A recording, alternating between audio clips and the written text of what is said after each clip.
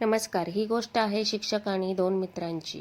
एका गावात राजू आणि सोमनाथ असे दोन मित्र राहत होते. ते दोघेही शाळेत एकत्र जात आणि अभ्यास करत. मात्र राजू अभ्यासात खूप हुशार होता, तर सोमनाथ नेहमीच अभ्यासात मागे पडायचा. शिक्षकांनी सोमनाथला अनेक वेळा सांगितले होते की तू अधिक मेहनत कर, तरच तुला यश मिळेल. पण सोमनाथला अभ्यासात रस नव्हता. एके दिवशी शिक्षकांनी सर्व विद्यार्थ्यांना एक काम दिले. त्यांनी सांगितले, तुम्हाला तुमच्या हातात एक बी दिले जाते. त्याचे झाड लावायचे आणि त्याची निगा राखायची. ज्याचं झाड मोठं होईल त्याला शाळेत बक्षीस मिळेल. सर्व मुलं आनंदानं आपापली बी घरी घेऊन गेली. राजू रोज त्याच्या झाडाची काळजी घेत होता.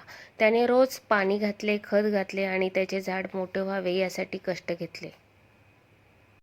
सोमनाथ मात्र आपल्या झाडाकडे दुर्लक्ष करत होता. कधी पाणी घालायचा तर कधी विसरून जायचा. काही महिन्यानंतर सर्व मुलं आपल्या झाडांसोबत शाळेत आली. राजूचं झाड मोठं आणि हिरवं होतं, तर सोमनाथचं झाड लहानच राहिलं होतं. शिक्षकांनी सगळ्या झाडाचं निरीक्षण केलं आणि राजूचं झाड बघून खूप खुश झाले. त्यांनी राजूला बक्षीस दिलं आणि सर्वांसमोर सांगितलं का राजूने मेहनत केली म्हणून त्याचं झाड चांगलं वाढलं. मेहनत केल्याशिवाय यश मिळत नाही. सोमनाथला त्या दिवशी आपल्या चुकीची जाणीव झाली. त्याने ठरवलं की आता तोही मेहनत करेल आणि पुढच्या वेळी नक्कीच त्याला यश मिळेल.